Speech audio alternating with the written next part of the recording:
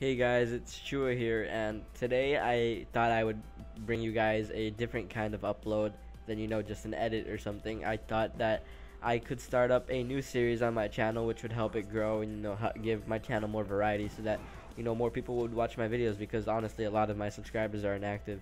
But I thought making a new series on this channel would be a really good thing for it. It would be healthy, and it was just for me to be able to talk to you guys and stuff. And obviously, as you can tell from the title, this is going to be a new commentary series where I basically just talk about topics that interest me, and hopefully topics that can help you guys learn and stuff, and hopefully it's some stuff that you guys would be interested in listening to. So yeah, this first topic I wanted to talk about was, like, it's mainly for players. It's how to get your episode edited, and this is like a really important thing if you're a player, because if you can't get an episode out, then you might be kicked from your clan. You'll become inactive just because you couldn't find an editor. And there's like, a lot of players don't realize what they can do wrong that would make an editor not want to edit for them. So pretty much the first thing you want to do is, this is probably the most important thing, is make sure you render your clips right. 59.94 FPS and 720p. There's so many people that render it wrong and just lowers down the quality of an edit. If you don't know how to render correctly, just look up a tutorial on YouTube. It's not that hard. Just make sure when you're recording, you record in 720p, because when you record in 1080i, it's interlacing, and it's really bad quality, and it'll just take the render. It'll make rendering your clip longer, and it'll also lower the quality to 29 FPS. So pretty much you want to record in 720p, render in 720p and 59.94 FPS. If you don't know how to do that, again, look up a tutorial. It shouldn't be that hard.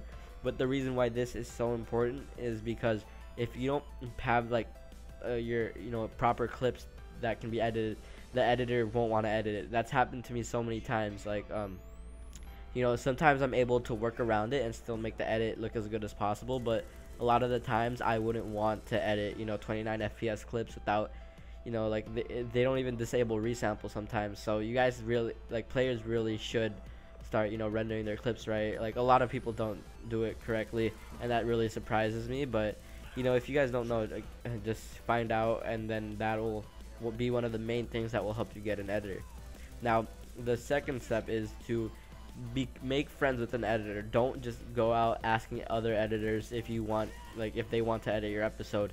Honestly, like, just speaking to editors just so that they can edit for you is something really bad, because I've had that happen to me before, and people just talk to me when they want an edit, and honestly it puts me in a really bad mood, and it's really not a good way to have a good relationship with the editor, because if you want them to keep editing for you, you have to be friends with them. You have to talk to them even when they're not editing for you, because otherwise the editor will feel used. And this is all speaking from personal experience. Like, there have been so many people that just ask me, like, oh, yo, can you edit for me? And I say no, and then they just don't reply back for months until they want me to edit for them again, and I still say no, because honestly I wouldn't want to edit for a person like that just uses me for an edit.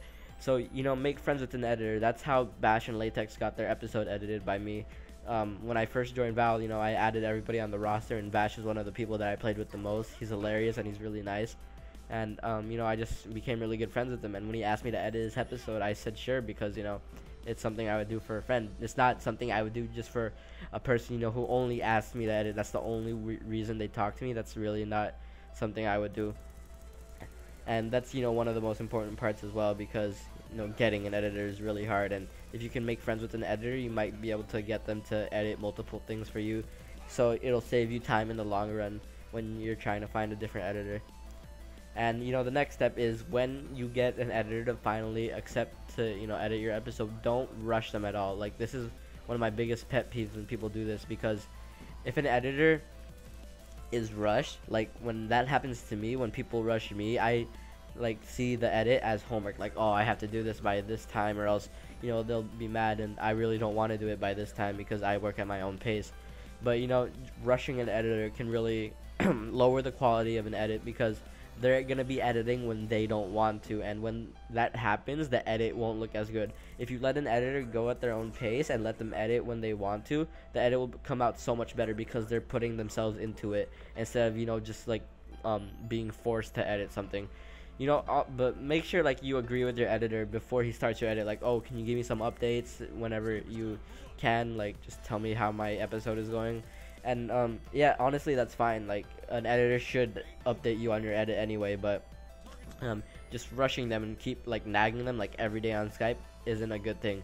But if the editor is taking way too long on your episode, like let's say you gave him 2 weeks for a 12 clip episode, and like at the end of the 2 weeks you ask them, hey, are you done with it yet? They're gonna be like, no, I only have half of it done. Then obviously that's not a reliable editor. But if you give them 2 weeks for a 12 clip episode, and by a week, like after a week has gone by and they have 9 clips done, then that's really really good pace. They'll be able to finish before the 2 week time is up. So just, you know, make sure you have a reliable editor, and if you do, make sure you don't nag them, because they will not make the edit as good, not because they don't want to, but because you're forcing them to, you know, rush with the edit. And the next thing is, after you get your episode edited, like after the editor sends it to you, make sure you say thank you. That's the biggest thing, because they didn't have to edit for you, but they did it anyway. So make sure you say thank you, and also let them know, like, oh, you're grateful for it, and that you know, that you don't, like, that you actually want to be friends with them, not just because they gave you an edit. And also, when you upload your episode, make sure you link the editor, because that's happened to me before, where people just don't link like my channel in their description. And honestly, like, it didn't really bother me that much, but you know, I took like a few weeks, like 2 weeks to edit for them, and they couldn't take 2 seconds to link my channel in the description. So that just, you know, is something that will help you, like, it'll give the editor a good impression of you. So yeah, that's pretty much it. I hope you found this topic interesting. If you would like to comment on this, you know, just leave it in the comment section. If you want me to discuss another topic, then just leave it in the comment section as well. But I hope you guys enjoyed this first of many episodes, hopefully, of this new series. And yeah, I'll see you guys later.